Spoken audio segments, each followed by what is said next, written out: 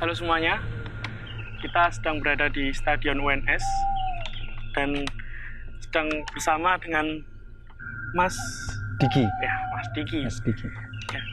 Ini sebelumnya tidak lupa kalau tujuan kita di sini cuma cerita pengalaman, tidak sama sekali tidak menjelekkan nama baik dari kampus UNS ataupun membuat takut orang lain. Tidak bertujuan seperti itu. Kita hanya menceritakan pengalaman apa saja yang pernah kita alamin di kampus kita ini. Ya. Jadi langsung saja Mas. Gini ceritanya Mas Diki waktu ada kejadian di Stadion UNS itu apa aja? Sebenarnya terima kasih sudah mengundang saya di channel YouTube Untold Story. Sebenarnya saya mau disclaimer dulu. Saya akan menyamarkan nama-nama yang terlibat di peristiwa yang akan saya ceritakan nanti. Nah, awalnya saya kan daftar panitia terbesar di kampus. Waktu acara kampus. Waktu acara kampus. Dan singkat cerita saya juga keterima di divisi acara. Nah, untuk acara puncaknya kebetulan memakai stadion. Karena di stadion sendiri kami tahu bahwa ada info-info yang mengatakan bahwa stadion itu ada penunggu-penunggu yang tidak kasat mata. Jadi kami memutuskan untuk meminta izin secara web juga. Oh, berarti sebelum mau acara itu udah pada tahu ya, panitianya udah. Iya. Oh, kalau di stadion ini kalau buat katakan tanda kutip goib itu emang ada gitu. Ya, karena kan acara tersebut kan sebelumnya juga ada acara-acara yang memakai stadion dan pernah sampai malam juga. Oh ya, berarti acara tahunan gitu ya? Ya, ada acara tahunan. Tapi yang kebetulan tahun saya itu pakai sini sampai malam sekali. Oh. Nah, singkat cerita, kami teman saya satu divisi itu punya teman, sebut saja Agung. Agung ini punya sixth sense yang kebetulan kuat. Di situ kami minta bantuan untuk memintakan izin di tempat ini. Di tempat ini. Nah, setelah itu sekitar H-4 atau H-3 kalau nggak salah acara H-3 acara. Ya, kalau nggak H-4 itu saya ditelepon di sore hari sekitar jam 5-an ya kalau nggak salah. Itu suruh ke stadion.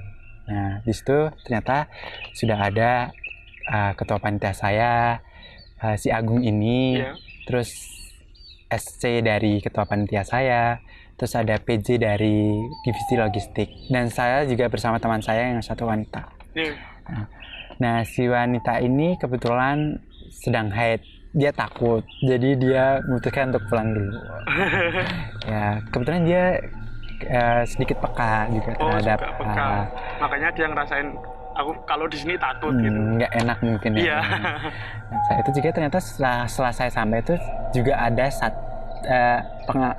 petugas keamanan, tim keamanan dari instansi. Dari kampus. Dari instansi itu yang paham juga tentang area stadion. Yang paham secara kasat mata maupun yang tidak kasat mata. Nah, langsung ke inti, yaitu ke acara meminta izinnya. Oh iya Mas. Itu kita ke spot pertama itu di sebelah tribun barat. Tribun barat. Barat yang sebelah selatan. Oh iya. Nah, di situ ada sekarang berarti kan teman saya yang cewek pergi ya. Jadi ada 5 orang. Berarti ada saya, Agung, ketua panitia, SC dan PJ logistik. Itu bisa dijelaskan itu cowok apa cewek? Itu cowok semua. Cowok semua. Bulan cowok semua, dan ada satpam juga yang di situ. Tapi satpam nggak ikut keliling saat itu. Dia di tempat istilahnya apa ya, base camp lah, bukan base camp, tapi itu tempat parkiran kita waktu itu. Itu di depan pintu masuk yang sebelah selatan juga. Nah, waktu itu langsung ke tribun. Di situ kami meminta izin, di situ kami berdoa bersama. Dijelaskan juga sosok yang menunggu dan diminta izin di situ oleh Agung. Boleh sebut sosoknya? Iya, nggak apa-apa. Si Agung ini bercerita kalau sosok di situ itu sosok yang berupa tinggi besar katanya. Tapi saya juga nggak tahu, karena saya jujur saya di sini bukan orang yang punya sixth sense. Sebenarnya saya orang penakut. Saya orang yang dablek ya, nggak terhadap seperti itu. Ya alhamdulillah. Saya nggak tahu ini alhamdulillah apa enggak. Nah di situ belum terjadi apa-apa, belum ada hal yang ganjil yang saya rasakan ataupun teman-teman saya yang rasakan. Cuman dijelaskan oleh Agung ini bahwa sosoknya seperti itu. Lanjut setelah spot pertama itu, lanjut ke sebelah stadion sebelah selatan yang ada pohon-pohonnya di sini. Iya, pohon-pohon itu. Di pohon itu kan ada banyak pohon di situ. Iya.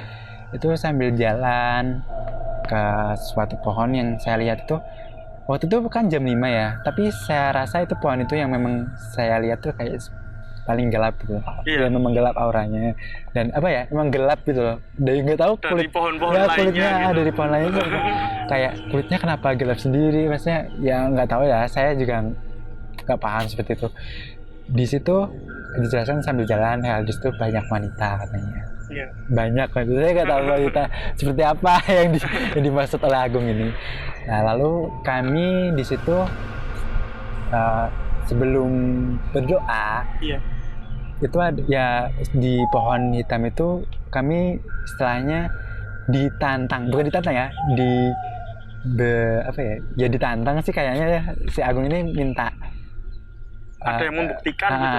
Ada yang membuktikan apa enggak. Soalnya kayaknya ada yang nggak percaya, dan memang ketua panitia saya itu tidak terlalu percaya yang seperti ini, hal seperti ini yang berbau klinik seperti ini. Nah dia mengacukan jari yang secara percaya diri gitu. Saya gitu dengan bahasa yang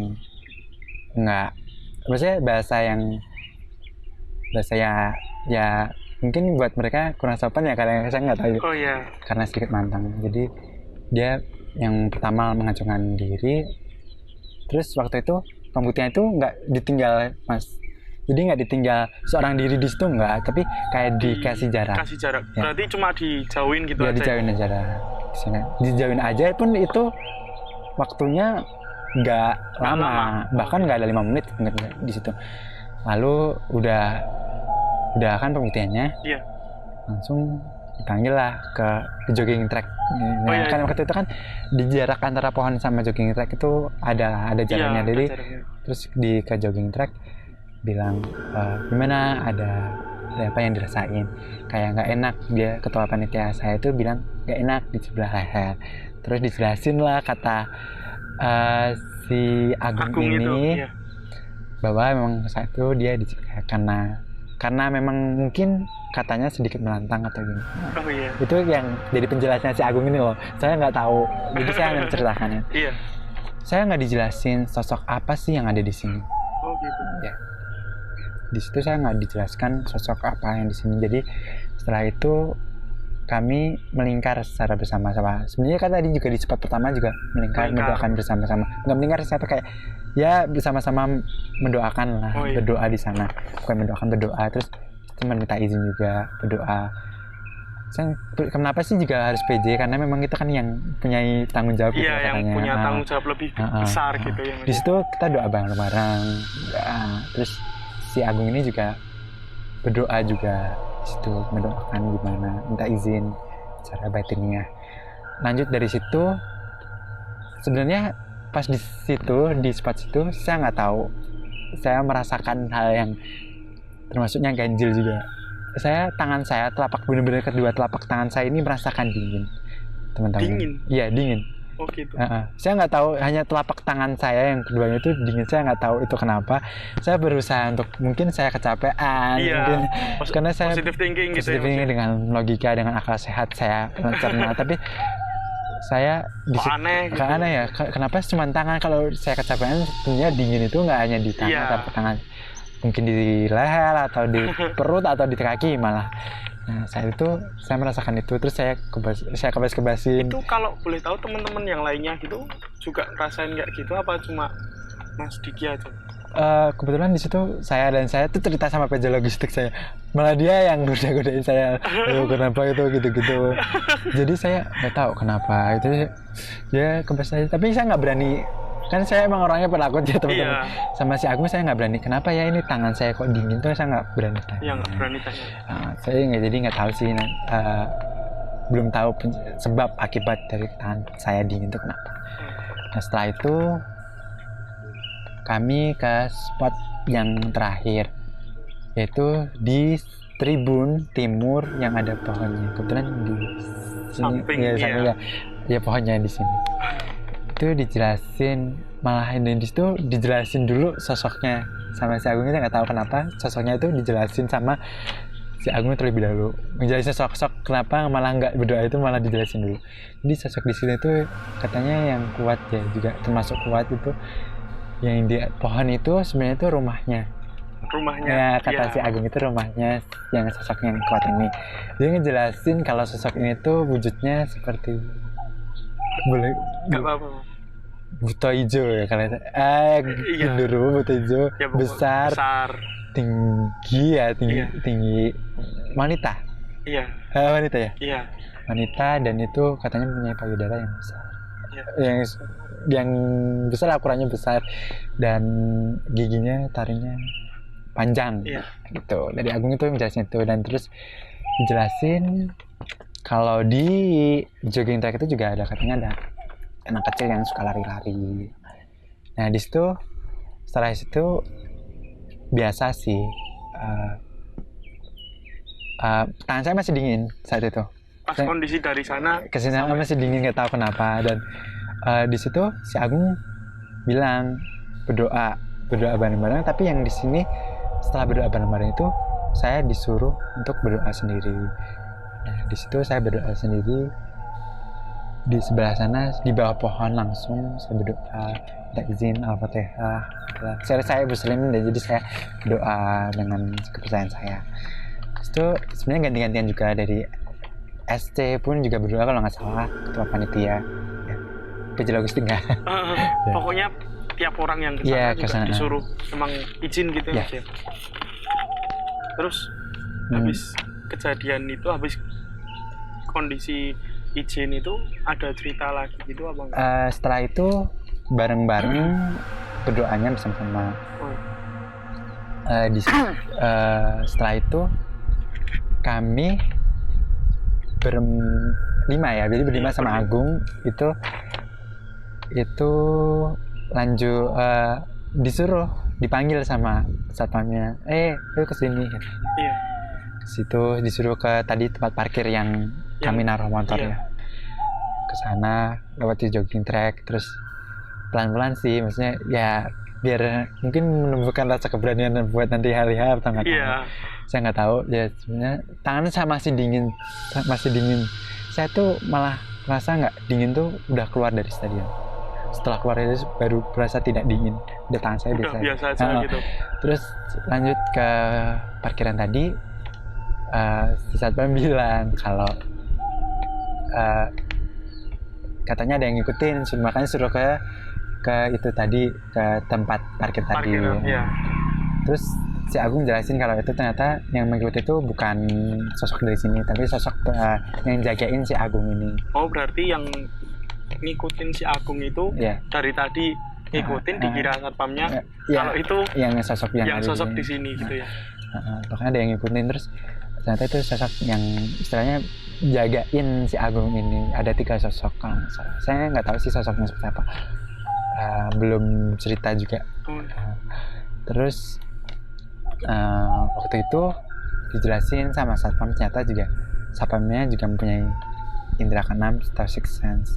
Kalau di situ memang dia sering juga diganggu katanya. Di tempat-tempat itu ya, tempat-tempat tadi juga sebenarnya sih nggak kalau katanya satpamnya tidak terlalu menjaga yang sebelah timur ya. Iya. Nah, timur nggak tahu, dia aja di sebelah barat aja.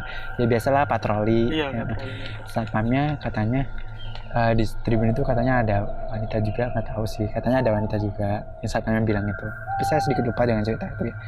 Ya memang tadi jelasin katanya ya, yang dijelasin Agung sama yang dijelasin satpamnya benar. Katanya memang di situ ada sosok tinggi besar yang di tribun sebelah selatan. Sama yang ternyata sinkron juga ya, Iya. antara yang diceritakan Agung sama yang diceritakan oleh satpam. Nah di situ dia jelasin juga bahwa ini kenapa sih di sini tuh ramai. Katanya memang tempat stadion ini kan luas ya. Iya. Luas.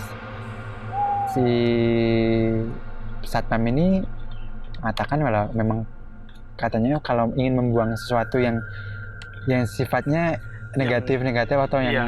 pengennya dibuangnya kan sebenarnya ke sungai Iya. Bengawan Solo yang di dekat kita itu loh. Di situ kan ada apa ya, ada sungai Bengawan Solo itu kan dekat dengan kampus, jadi Iya. kan melewati ya istilahnya. Iya.